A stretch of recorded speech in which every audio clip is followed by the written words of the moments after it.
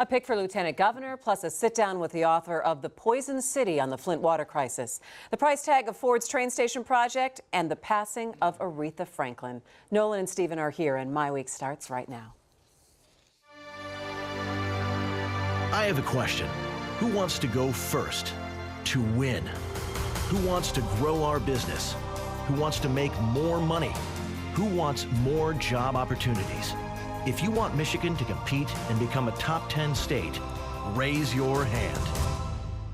Together, we've turned Michigan around and started moving forward. Now help us build a stronger Michigan than ever. Raise your hand at strongermichigan.com. Masco Corporation is proud to manufacture innovative and environmentally friendly products for the home. Delta faucets, craft-made in Merillat cabinets, and Behr brand paints have all been designed with you in mind. Masco and its family of companies, serving Michigan communities since 1929.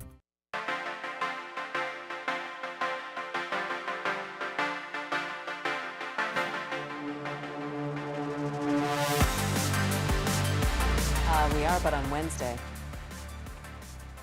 Hi there, and welcome to MiWeek. I'm Christy McDonald. We are so glad that you could join us. We have a lot to get to, but first we have to start with the news of the passing of Aretha Franklin, an iconic Detroiter who was loved by the world. Let's bring in our MiWeek contributors, Nolan Finley of the Detroit News and Stephen Henderson of WDET. Hey guys, you know, ever since that we heard that she was gravely ill and she passed away on Thursday of pancreatic cancer, so many stories. I mean, you look over on social media because Aretha Franklin was iconically Detroit. Felt like everybody has, you know, an Aretha story. Yeah. You know, when I say I'm from Detroit, part of what I say, I mean, that means a lot of different things to a lot of different people. But part of what I mean by that is I'm from the place that Aretha's from, right? I'm from the place that Aretha defined musically, culturally, that her family helped define in terms of that standing up for yourself and not backing down. I mean, this is somebody whose music and lyrics and just very presence is something I identify so strongly with. And I had a conversation with my mother on the way out here this morning. She called me because Aretha died, and she said the same thing. You know, they're exactly the same age. She's always thought of Aretha since she was a teenager as a sort of spirit companion as a Detroiter. And I think there's hundreds and hundreds of thousands of people who would say the same thing about her. And when people loved her music and listened to her, even, you know, around the world, they thought of Detroit, Nolan. Well, yeah, and they thought of Detroit for a good reason, not just because she started here, but because she stayed here. We honored her this spring with a Lifetime Achievement Award, Michigan of the Year. Detroit News did. Yeah. Not only for her music, but because of her ambassadorship for Detroit and the philanthropy that she was engaged in here. I mean, very engaged with her church and all of its charity work, engaged in other charities. She chose, she could have lived anywhere. And a lot of artists have started here, most artists who started here. Yeah, and then they leave. Have left. Aretha never left. She stayed here, lived here, she was part of this community, and I think that made her the sort of musical icon of Detroit. And I think that's what you see in a lot of the stories, and even, you know, just looking at social media and Facebook and Twitter. It wasn't like that she was accessible every day to people, but people had an Aretha story. I mean, they either saw her at the mall, she was shopping at the mall, or they remember the concerts that they went to and the shows that she did put on. I mean, the show that I saw, and I was sharing this with you, is we saw her perform with the DSO.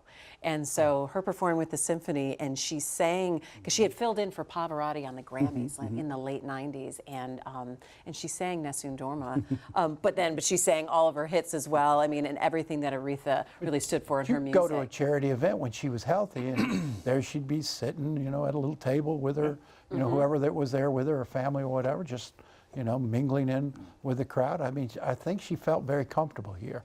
Yeah, you know, musically, there's not a whole lot of people who compare to her, and one of the reasons that's true is that this was an African-American artist who comes onto the scene in the early 60s, just as rock is about to have its moment, and she bridges that gap between R&B and soul and rock. I mean, Aretha was a rock star in every sense of the word, and white audiences were as attracted to her music as black Right audiences from the were. start. Even though this is somebody who comes out of that black traditional musicians tradition out of the church, Coming again, out of gospel. gospel and blues, she pushes it into this incredible realm of rock, and that's the reason I think that she stands out more than a lot of the other artists who come on the scene at the same So, time. and then that leads to the larger, I think, debate of,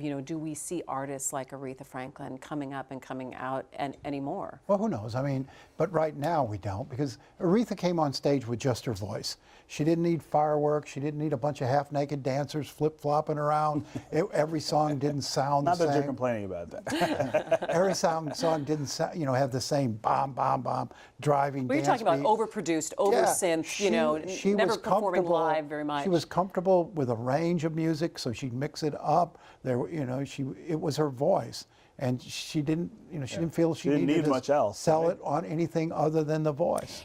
So we're having kind of the conversation about what are the artists' kind of touches in terms of the ability to perform like that, the range of their voice, and the messaging through music. And you and I were talking about Beyonce, but you made this kind of interesting comparison, though, that Aretha, when she sang at President Obama's inauguration, the first one with the hat, of course. I mean, everyone remembers the iconic hat that she wore. The conditions were less than favorable, but she just sang, and then Belted it out. 4 years later, Beyonce performed at the inauguration And used a recording and recorded because because it the was conditions cold. weren't as I mean, as she well. was It's just a little not- bit of a difference, She wasn't sure that her voice would hold up in those conditions. I don't know that Aretha ever had that doubt. No matter what was going on, I think she felt like, I will go out and I will sing, and it will be fabulous. And she was never really wrong. Well, if you think about 100 years from now, music people will be listening to from our era. I don't think it'll be Beyonce, but I know it'll be Aretha. It might be. She might be up there. I think Beyonce's pushing in that direction, I don't think- especially in the last. I don't Well, think let she me holds take a let me candle take your to question. Aretha. Let me take your question that you asked. Like in the 100 years, when you look back, let's say who's the list of the top 5 most iconic Detroiters? I think Aretha Franklin Probably on the Well, tops in that Detroit, list. yeah, In of Detroit, course. But the world over, Stevie I mean, Wonder. you have the other Motown, these Motown artists, which fall under this other umbrella. But she's bigger than the institution of Motown the world over. I mean, people know Motown, they know the artist, but Aretha sort of stands apart from that, not just because she was never part of Motown, but because she was bigger. She was bigger than I think all it's of an that. enduring music, and I don't know that you can say, generations from now. There's Right. too many from our time that will endure, and I think she will endure. Enduring personality too, and I think kind of picking up what you said, she was a rock star. Yeah. In every sense of the word. So that makes me think of, celebrating her life here in Detroit and what that funeral will be like, and what we're going to will be seeing, stop what the we're going to city. be seeing in the city for the next week or so, as people look back and share memories about her and talk about what she's meant to the city. It'll be a crowded church. Yeah. Her dad's old church, Bethel, will just be packed that day. I'm assuming that's where the funeral will be. But it'll stop the city. I mean, you think of the number of people who will come to be a part of it, and then the people who will come just to catch a glimpse of some part It's of a it. royal It will funeral, be, is what it is. Right. Yeah. Yeah, it's interesting to reflect and again to be able to see a lot of people's stories and listen to what their memories are, how her music touched them and shaped the way they thought about certain things, or it's the soundtrack of certain parts of your life. You know, I mean, that's I think is also a really big connection as well with her music, Nolan. Yeah, I mean, it's really the music of Detroit. And I mean, if you're going to play music that symbolized Detroit, that captured Detroit, it would be probably Aretha Franklin's first. Yeah. Wow, rest in peace to the Queen of Soul. All right, well, let's get to some politics. Republican candidate for governor Bill Schuette made his lieutenant governor pick. Lisa Posthumous Lyons is joining him on the campaign trail. To give you some background, she's a former state rep, now serving as a Kent County clerk. And yes, you know the name Posthumous. Her father, Dick Posthumous, was lieutenant governor under John Engler and made his own bid for governor. Lyons is also a critic of President Trump. She polled her support of him in 2016 after his derogatory comments about women. And some people have picked up on that's a very interesting thing, given the fact that Bill Schuette likes to drop President Trump's name as President Trump supports me and endorses me pretty much every opportunity he gets. So Nolan, I want you to give me some sense of how this pick is going over in Republican circles. Well, think about it. I mean, the primary's over. We've moved into the general. Bill Schuette's got to broaden his appeal beyond just that Trump base. He ran to the Trump base during the primary because that's what you have to do in a primary. This is a pick that signals he's going to run broader. She's not only, she wasn't only against Trump in 2016. She's also a Snyder ally. Her dad's one of the governor's top aides. I see this as sort of a reaching out to those. Governor Snyder, come on over maybe here. not Governor Snyder. I don't think he's ever coming, but the Snyder But folks, that wing of the So how powerful is the name? How powerful is the posthumous name? I don't know. I mean, you remember he lost his election. I don't know that it's certainly very powerful in Western Michigan, and they've got to get the Republican vote out in Western Michigan. They're going to get Macomb County no matter no matter who it was. So you either had to pull somebody who could appeal and get out your vote in the Kent County area, Grand Rapids area, or in Oakland County. And the pickings were slim over on this side of the state. Was it a right call or a little puzzling for you, Stephen? Well, I mean, I think it gives the opportunity for Democrats and other critics of this ticket to make some hay about, you stood up to Donald Trump, you pushed back against the things that he said about women. How can you now be on a ticket with somebody who cannot bring himself to level any criticism at this president? And so there will be a lot of, I think, poking at the two of them, trying to get them to do that. I talked with the two of them on the radio this morning about this, and I tried to get Lisa to explain how she feels about the president. I asked her whether she voted for the president, for instance, and she didn't have great answers. She stumbled a lot. They got to polish. They got to fix that up, right? Well, how does she explain how she feels about the president now? She says she supports him and his policies. Right. She says it's all about policy. That he's doing things that she supports. That he's doing things that she thinks are helping the country, and that's all there is to it. But I tried to push her and say, well, that's separate, though, from these things that he says and the things that he does that aren't about policy but are about misogyny and racism and all these other things. She didn't really answer that question, and then Schuette jumped in on her behalf and said, well, this is about the future. We're trying to move Michigan And this pick forward. is more than just about winning in November. Should Schuette win, he's picked someone who could really help him in the areas he needs help. I mean, she's an experienced lawmaker. She knows how to work with the legislature. She's very much in that regard, like Brian Kelly, someone he can send in to the House or the Senate and who speaks their language. Who actually knows how to and get who things knows done. how to navigate and get a piece of legislation through. That's essential. Anything that she's done, though, in the House and working on the Education Committee that can come back to bite her in some certain way? EAA is something that Dems are going to. She wanted to keep expanding the EAA. Yeah. I mean, there are things that are going to hurt her with Democrats. Yeah. She's not going to get those votes anyway. So, I mean, I think but they got to get some of those votes to win. They don't have to get Democratic votes. They got to get Republicans and independents. And that will be what her job is to soothe that part of the party that is not on the Trump train. And she'll do that. It's Schuette's job to win the election. Yeah. He'll have to appeal to those. I also wondered whether picking someone from Kent County signaled some weakness that they see in support for Schuette. Because you would make the assumption that you would get Kent County, you would get the west side of Michigan anyway. There should not be any issues with this ticket without Lisa Lyons in those areas.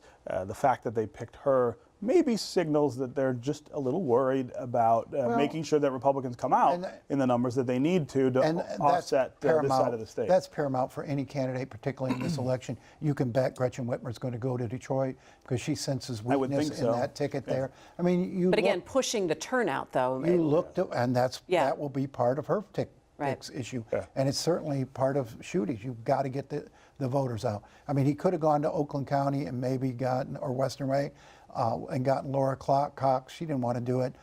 She's got a safe sentence. He could have got Elaine Kowal. But I think he sees in Lisa Posthumous somebody younger, more dynamic, who can help him not just in Kent County, but perhaps with women voters throughout the state. All right. You know, we know now how much Ford plans on spending to develop the Michigan Central Station and its new campus in Corktown. In a community meeting this week, Ford announced a $740 million investment for its 1.2 million square foot campus.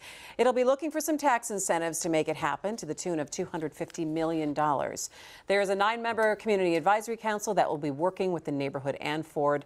Ford plans on bringing close to 5,000 workers downtown by 2022. So, big question, what does Ford need to take into consideration when it comes to working with residents in Corktown? And I think when people heard the price tag of $250 million in tax incentives, they went, oh, that's a lot of money. That's a lot of money. It's a lot of money, but they're taking on a big project that they didn't necessarily need to take on. They could have built a new campus in Detroit or anywhere else for a lot less money than that. They're solving a problem in Detroit, and that was that train station. And locating in that train station is usually more expensive than building from the ground up, because that's a big renovation project. The thing is built like a battleship, going in there and reworking that for modern offices. I know we're all construction, we all have expertise in construction, but did the $740 million, did that sound like an okay? You thought it would be more? I would have thought it was closer to They were talking to $1 billion when it was first projected. I think everyone assumed for a long time that that was $1 billion project, and that's why it sat there so long. Nobody had the money on their own to put into it, and the Maroons didn't show any interest in doing anything with it. You know, I'm not a fan of all tax incentives. I'm also not against every bit of tax incentive. I mean, I think there should be there should be more community input into these things. We do have the benefits ordinance. I talked to a neighbor who's on the committee that's looking at this. He said, you know, it's going a little rough right now. People are a little skeptical, a little fearful of, you know, somebody this big locating in your neighborhood. I think it's also really early in the process too. So and there's not as much detail. Of course, there's a lot of skepticism. I would think. And there's not as much detail as I think some people would like to have already, to be able to say, this is good for our neighborhood, this is bad. The truth is, it's going to be both, right? You can't put something that big in a neighborhood and not have both positive and negative effects. The people who live there are going to have to come to terms with what that balance looks like. 20 seconds, Nolan, you get the last word. I mean, this is what progress looks like. This is what change looks like. You couldn't leave that neighborhood with this big hulking building. That's right. Building in it. That thing's been there for 30 years. An eyesore on the city. I mean, this is what it looks like, and it is going to come with some disruption. I think in the end, I think 5-10 years from now, that neighborhood's going to be healthier and happier than it is today. All right, this is just the beginning. All right, this week we are taking a look at a new book out this summer on the Flint water crisis. It's called The Poison City. The author is Michigan journalist Anna Clark, and it details the timeline of what happened in Flint, along with infrastructure concerns that go beyond. One Detroit producer Will Glover has more.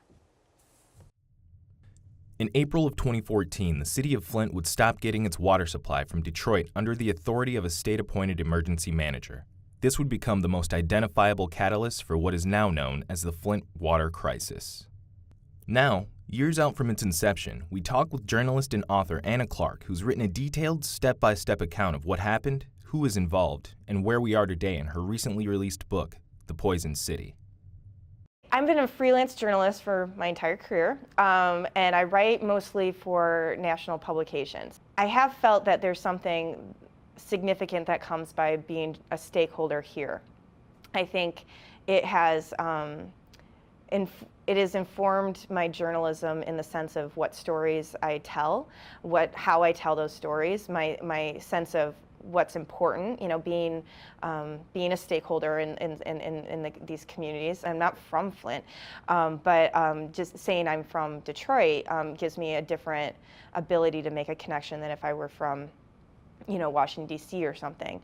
When the water crisis was really beginning to become a thing, I did some articles about it, approaching it from different angles, about how it was reported, about Michigan's transparency laws or lack thereof and how that related to Flint. And out of those articles came the opportunity to do a book, which, I was grateful to do just because this is something that needs to be told not iteratively in daily dispatches, or not only in that, but also in something that's more comprehensive.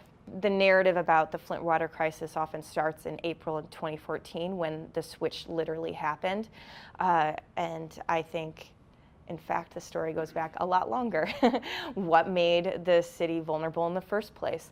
What set the groundwork for this community being hungry for some kind of water relief? They were paying, if not the most expensive water bills in the nation, among the most expensive water bills in the nation, and they're a disproportionately poor community. It was the water crisis before the water crisis, and the reasons for that, again, go back into 2 decades of strategic disinvestment and segregation, and just the abandonment of Flint and core cities like it all across this country. What happened was that there was a state-appointed emergency manager under which the decision was made to leave the Detroit water system, move to a new water system, and they decided in the interim they were going to use the Flint River as a drinking water source.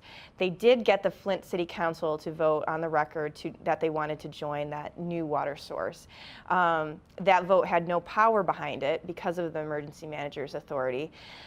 There's no record of them making any vote on the use of the Flint River. And in fact, they are on record trying to get away from the Flint River and back to Detroit as the problems were accelerating. The piece that's often misunderstood is that the local leadership in Flint did not have authority over their city throughout all the decisions that were pertinent in setting the groundwork for what became a citywide water disaster.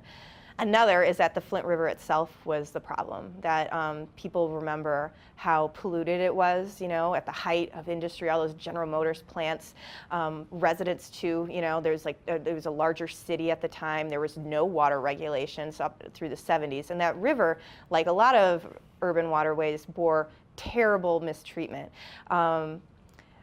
That's true, and there are still some challenges with the river today, but it is much better off than it has been in a very long time. But this is like a story, I think, of institutions, and I think a number of different investigative task forces, including the governor's own task force, has put the bulk of the responsibility on the Michigan Department of Environmental Quality, because they have the responsibility for caring for the drinking water throughout the state. They had a particularly close role in Flint, sort of supervising these various switches, and the decision to not use corrosion control in Flint's drinking water, which resulted in the pipes getting corroded, is something that happened under their oversight.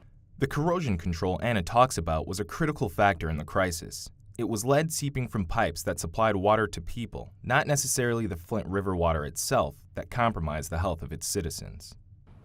Honestly, I feel like every time I talk about it, I'm shocked all over again. I think it's just one big shock. I think a few things that have shocked me is what the seriousness of lead is, like looking back at the history of lead, how it is one of the world's best known neurotoxins. It is a substance that is eminently useful in so many ways, has so many great uses. I wish it were not toxic to humans, because it would be great. It would be great. It's a great metal otherwise, but it is toxic to humans, and we've known this for thousands of years. But really, we are going to be exposed to it, some people more than others, some places more than others, but it's everywhere. And until we develop the political will to deal with it, it's going to be causing us problems. And in Flint, it got to, unusually dramatic proportions, but it's not just Flint's problem. Why did this city with so many financial challenges go into debt beyond debt, you know, to fund a new water system that duplicated a service it already had, that is drinking water from Lake Huron. And it was going to have to treat the water itself and go through a number of other complicated steps to do so. It just seems odd that these decisions were made. And I think it's like, in a lot of ways, it just seems irrational. We're just saying that this needs to be taken seriously, and that there were like man-made decisions that happened that set this up. And in my case, in the book, I'm also trying to give it a little bit of a double meaning, to look at how we've poisoned our cities by trying so hard to design them on this so-called separate but equal basis, and we have not undone that system with the same vigor with which it was done, and therefore we are still dealing with the disaster of it. And our thanks to Anna Clark. That's going to do it for MiWeek. Thanks for joining us. Check MiWeek on Facebook and on Twitter, and MiWeek.org for more on the stories that we are working on. See you next Thursday. Take care.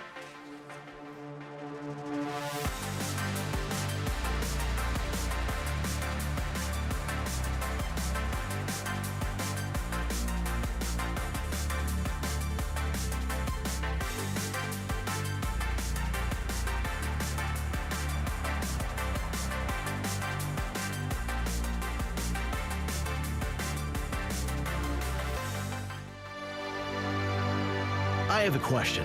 Who wants to go first to win? Who wants to grow our business? Who wants to make more money? Who wants more job opportunities? If you want Michigan to compete and become a top 10 state, raise your hand. Together, we've turned Michigan around and started moving forward. Now help us build a stronger Michigan than ever. Raise your hand at strongermichigan.com. Masco Corporation is proud to manufacture innovative and environmentally friendly products for the home. Delta faucets, craft-made in Merillat cabinets, and Behr brand paints have all been designed with you in mind. Masco and its family of companies, serving Michigan communities since 1929.